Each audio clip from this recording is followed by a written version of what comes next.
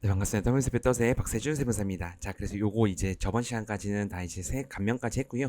사실 요거는 이제 24년도께 끝났죠. 총급여액이. 총급여액 끝나서 우리가 이제 뭐 고칠 건 사실 없습니다.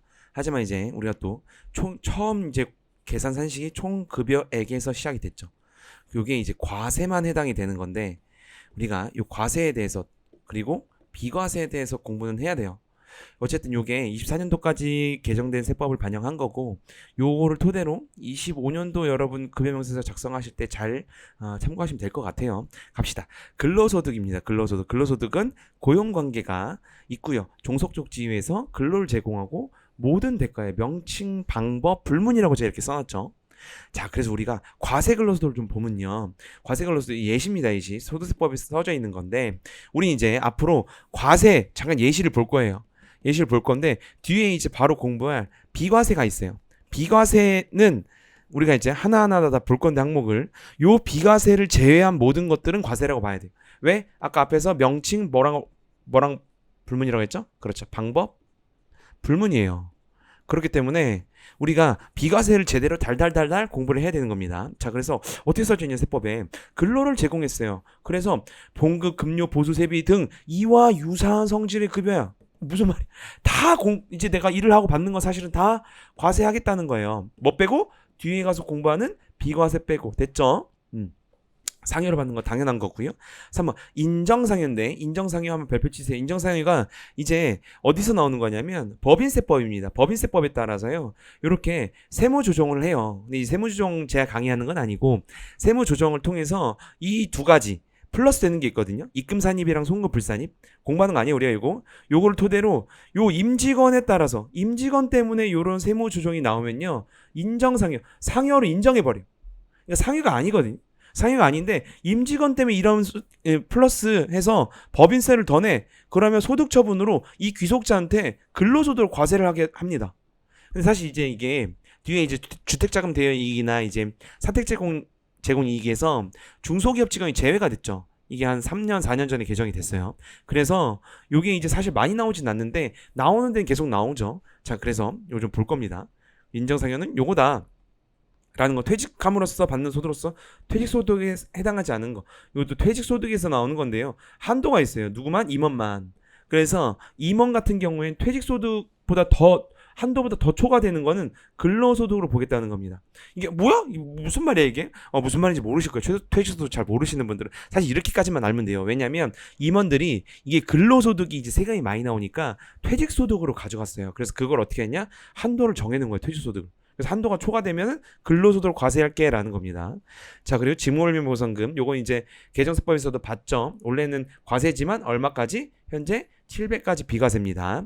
자, 그리고요. 자, 교재비, 판공비, 기밀비 등 명목 불문한 경우 다 포함한다는 거예요. 연월차 수당, 직무보정금, 의료비보정 이런 것들은 여러분 예시.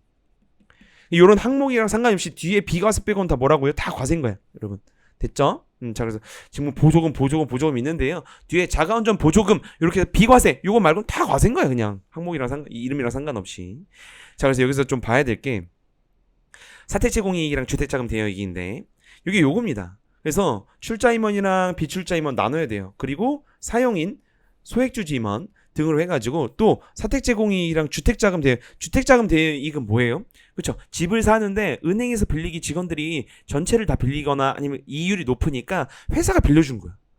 그래서 요거 제 주변에도 요걸로 이제 받아가지고 풀로 땡겨서 받은 애 1% 정도를 받은 애가 있는데 어쨌든 요거 봅시다. 중소기업 직원 제외가 됐어요. 너무 좋은 거지 우리한테 중소기업 직원이 제외된 건.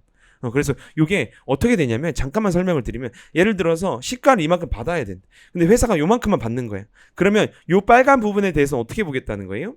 그래서 요 입금산입 상여 아까 잠깐 법인세법에 따라서 소득처분이에요. 소득처분. 잠깐 봤죠? 그걸 인정상여라고 했잖아요. 그래서 인정상여가 되기 때문에 이게 근로소득으로 과세가 됩니다. 그래서 요거를 추가해야 된다는 거예요. 요번에 이 연말정산을 할 때 됐고요. 종업원을 위하여한 사용자 이제 사용자가 나오는 건 이제 회사입니다. 회사를 사용자라고 해요. 사용자가 부담하는 보험료 부시다. 이것도 당연히 사용자 회사가 보험료를 부담해줬어. 그러면 내가 근로소득자가 받았다가 낸 겁니다. 그래서 당연히 근로소득 과세예요. 원칙은 다 무조건 비과세가 아니면. 근데 예외적으로 요런 거 단체로 들어가는 게 있습니다. 연간 70만 원까지 한도. 70만 원까지는 비과세 해주겠다라는 거고, 임원 직원의 손해배상금, 요건 회사가 받기 때문이에요. 회사가 손해배상금은.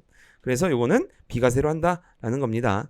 그리고 계약기간 만료 전 만료에 받는 단체 환급부 보장성 보험 환급금 뭐 예를 들어서 내 70만 원 불입했는데 100만 원 받았어. 그럼 요만큼 30만 원에 대해서는 과세하겠다는 거예요. 주식매수 선택권 스탁옵션입니다. 스탁옵션은요, 요렇게 나뉘는데, 근무 시 내가 지금 그 회사에서 일을 하고 있어요. 그리고 그 근무하는 회사나 그 근무하는 회사의 특수관계 법인으로부터 내가 행사해. 그럼 요것만 근로소득이고요. 퇴직했거나 아예 고용관계 없이 되면 요거는 기타 소득입니다. 그래서 실무에서도 기타 소득이 더 많아요. 됐어요. 넘어갑니다. 넘어가고요. 비과세 봅시다. 비과세 정리하면 끝이에요. 자, 학자금 봅시다. 학자금 어떻게 되는 거예요? 회사로부터 받는 거죠. 요건이 요렇게 돼야 돼요. 업무와 관련이 있어요. 만약에 저로 쳐. 제가 만약에 회사를 다녀. 그럼 세무와 관련된 세무대학원을 갔어요. 근데 회사에서 그 학비를 대줬어. 아무나 대주진 않겠죠, 여러분? 그죠? 그래서 대줬어. 그리고 지급 기준이 있겠죠. 그리고 3번, 교육기간을 초과해야 돼. 예를 들어서 6개월 이상 교육을 했다. 그러면 6개월 기간 초과해서 그 회사에 근무해야 돼. 먹튀 방지. 요 요건이 충족이 되면 뭐예요? 비과세 해주겠다는 겁니다. 됐죠? 자, 그리고 근로장학금 당연히 비과세고요. 잔여학자금은 당연히 과세입니다. 그런데 사내 근로복지기금으로부터 받는 게 있어요. 그럼 요거는 비과세를 해줍니다. 됐죠? 넘어가요. 자, 그래서 뒤에서 우리가 앞에서 다 공부하고 있죠. 교육비 세액공제. 여기서 정리한다고 했는데, 만약에 지금 공부한 것처럼 비과세 요건이 혜택이 되면 우리가 아까 앞서 공부했던 거 있죠. 세액공제. 거기서는 교육비 세액공제를 받을 수가 없어요. 요거 체크. 왜냐하면 홈택스에서는 여기 비과세 받았는지 안 받았는지 모릅니다. 그냥 나오죠. 그래서 비과세 받은 부분을 빼고 요번에 연말정산을 해야 돼요. 이해되셨죠? 오케이. 체크하시고요. 안 된다는 겁니다. 이중 혜택을 안 하겠다는 거고요. 실비 변상적인 급여에서는 요것만 봅시다. 일직료랑 숙직료 여비, 그리고 자가운전보조금 요건 보면 돼요. 요거 두 개만. 그래서 일직료 숙직료 여비는요, 전액입니다. 사회통념성 타당하면 다 전액 비과세 해줘요. 자가운전보조금은 월 20만 원인데 종업원 소유라고 해놨죠, 제가. 그죠? 그래서 이렇게 보면 이걸 좀 세법에서 그대로 제가 컨트롤 C 컨트롤 V 해온 건데, 세법을 보면요, 종업원이 소유하거나 본인 명의로 임차한 것도 들어갔어요. 임차한 것도 된다는 겁니다. 그래서 반드시 그 직원의 차가 있어야 돼요. 차가. 그리고 이 종업원인데 원칙은 본인 차량이지만 만약 공동명의도 많잖아요. 그럼 부부만 공동명의만 인정이 됩니다. 됐죠? 그리고 부부가 각자 뭐 저로 치면 저랑 와이프가 있어요. 뭐 와이프가 만약 일을 해. 그러면 그 공동명의로 돼 있어. 그 차를 가지고 각자 20만 원씩 비과세 받을 수 있는 거예요. 됐죠? 오케이. 자기 차가 있어야 된다라는 거고, 시내 출장 등에 사용해야 돼요.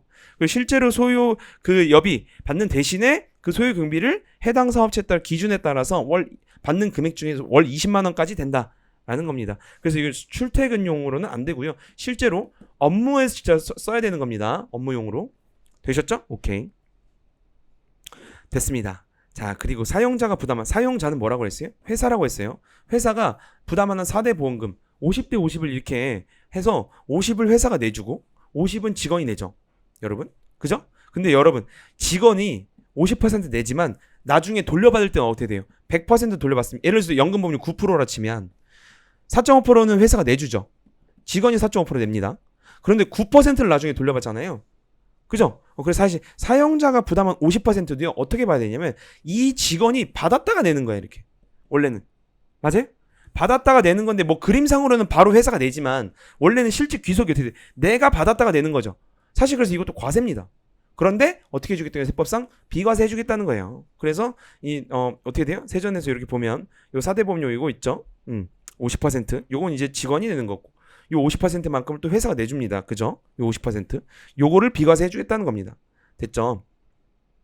자, 그래서 요게 근로소득으로 보지 않는다. 요게 비과세가 되는 거예요. 요게. 됐죠? 그리고 그런데 만약에 이렇게 회사가 50% 내주는 것 뿐만이 아니고요, 직원이 내야 되는 50%조차도 회사가 내주는 데가 있어요. 이렇게 복지가 좋은 데죠. 실제 있습니다. 퍼센테이지가 많지는 않지만 한 퍼센테이지 저희가 봤을 때는 중소기업 중에서는 그래도 100군데 중에 한 3군데 정도 되는 것 같아. 저희 거르쳐 보면. 어쨌든 요거는 근로소득에 포함시켜야 돼요. 요거는 요거 회사가 또 50% 내주고. 왜? 이건 비과세가 안 써있거든. 자, 그래서 예를 들어서 300을 받는데 이 40만 원 4대 보험료고 세금이 20만 원이야. 세금은 당연히 직원이 내야 되는 거고, 요 40만 원을 또 회사가 내주는 겁니다. 그래서 어떻게 요 40만 원을 1년치를 계산을 해가지고 요번 연말정산을 할 때 반영을 해야 돼요. 이 사람은 실질적으로 340만 원 받는 사람이 되는 겁니다. 그래서 요거를 12개월치에서 480만 원 요번 연말정산할 때 과세 근로소득으로 포함을 시켜야 돼요. 보험료 공제 당연히 됩니다. 자, 그래서 이거 대납에 관련된 거를 설명을 드렸고, 식대 봅시다. 식대 뭐 23년도에 개정이 돼서 식대 20만 원 개정이 됐죠. 그런데 급식이나 식권 또는 현물로 받아. 현물로 받는 건 뭐예요? 실제로 회사에서 점심이 나온다는 얘기고요. 아니면 식권을 받아. 그러면 20만 원 비과세 못 받는 거예요, 여러분. 그렇죠? 근데 만약에 이런 게 없어. 그럼 식사대 그냥 돈으로 받아. 그러면 그때 20만 원 비과세를 받을 수가 있는 겁니다. 그래서 택 1이 되는 거예요. 그래서 현물 식대 플러스 식사대를 같이 하면 당연히 과세인 거야. 이건 비과세 받을 수 없는 거예요. 왜? 이미 이거를 비과세 받았잖아요. 그죠? 넘어갑니다. 출산보육세 올해 개정된 거 이미 개정세법에서 봤어요. 배우자 포함이고요. 과세기한 개시일 기준으로 만 6세 이하면 요거 20만 원으로 월 바뀌었죠. 24년도에 개정이 된 겁니다. 그런데 자녀 수와 상관이 없이 20만 원. 한 명이든 두 명이든 세 명이든 네 명이든 다섯 명이든 무조건 한 달에 20만 원입니다. 근데 과세기간 개시 기준 만 6세. 요거 우리가 인적공제에서 나이 계산했잖아요. 그렇게 하시면 돼요. 됐죠? 오케이. 자, 생산직 근로자는 초과수당 같은 경우에 연장이나 야간이나 휴일 연간 240만 원 한도인데요. 비과세 요건이 요게 생산직 근로자이면서 직전 과세 기간 총 금액이 3천만 원 이하입니다. 그리고 월정 금액이 210만 원인데 다 해주는 거 아니고 요 요건이 맞아야 돼요. 맞는데 요거 보면요. 요게 직전 총금액 3천만 원 이하. 저랑 이제 계속 공부하시는 분들이 요건 이해되죠. 총금액. 그런데 월정 금액이라는 게 여기에서만 나오는 개념입니다. 그래서 과세랑 비과세 구분 없이 매월 정기적으로 받는 금액이 월정 금액이에요.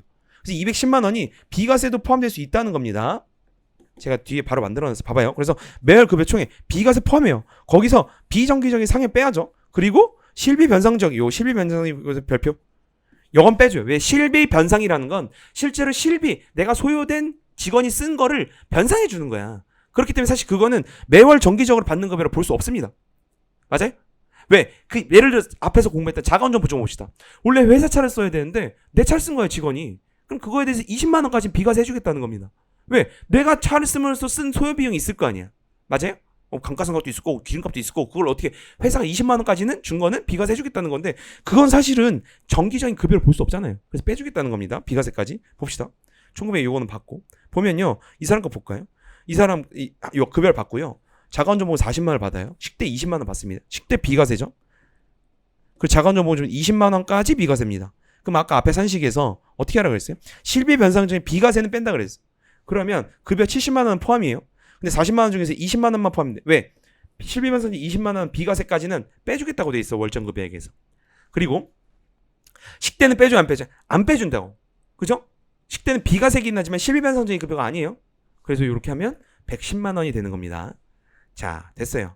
직무월명상금 700까지 한도라 비과세 된다 그랬고 기타 비과세에서 9개가 이번에 바뀌었죠. 개정이 됐습니다. 월 500까지 월입니다. 월 체크하세요. 월 500 이외에는 월 100이에요. 이게 300에서 500으로 24년도에 개정이 됐죠.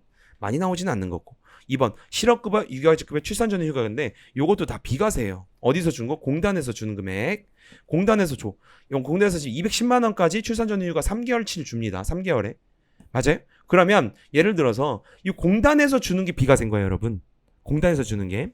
그리고 만약에 300만 원을 받는 분이에요. 300만 원을 받으면 출산 전후 휴가를 썼어. 210만 원은 공단에서 주고요. 90만 원은 요 두 달치 3개월 중에 두 달치는 회사에서 줘야 돼요, 여러분. 요 90만 원은 비과세 없어요. 그래서 요건 과세에 넣어야 돼요. 그래서 연말정산 요번에 반영을 해야 됩니다. 질문을 많이 하시는 거라. 요거는 출산 전후 휴가 요 공단에서 주는 210만 원이 비과세라는 얘기예요. 육아휴직급여는 회사가 줄 건 없죠. 그래서 요건 다 공단에서 주는 거죠. 요것도 다 비과세라는 겁니다. 됐죠? 그리고 요 출산 전후 육아휴직급여는 여러분 휴가야 휴가 기간이라서 우리가 이미 앞에서 다 정리하고 왔죠.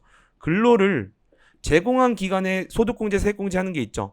맞아요? 그래서 대표적인 게 뭐였어요? 소득공제를 볼까요? 연금보험료는 어떻게 됐어요? 과세기간 전체에서 줬고 건강보험 장기요양 고용은 근로를 제공한 기간에만 소득공제를 해줬습니다. 그래서 앞에를 다 여러분 다 공부 열심히 해야 돼. 됐죠? 어쨌든 그렇게 되는데 요 출산 전 휴가휴직 썼어. 그럼 요건 어떻게 볼 수 있냐? 요건 휴가간 기간으로 보기 때문에 근로를 제공한 기간이에요. 그래서 제가 앞에서 봤지만 1월, 2월, 3월, 4월, 5월, 6월, 7월, 8월, 9월, 10월, 11월, 11월 체크해야 되잖아요, 여러분. 체크할 때 출산 전후 휴가나 육아휴직 급여 기간은 체크하면 됩니다. 어려워요? 아니 뭐가 어려워? 휴가한 거로 보면 되니까. 됐죠? 오케이. 그래서 이렇게까지 됐고요. 나머지 비과세는 보시면 될 것 같아요. 자, 그래서 이렇게 연말정산 강의를 마무리하도록 하겠습니다. 떠먹여준 세법의 떠세 박세준 세무사였습니다. 감사합니다.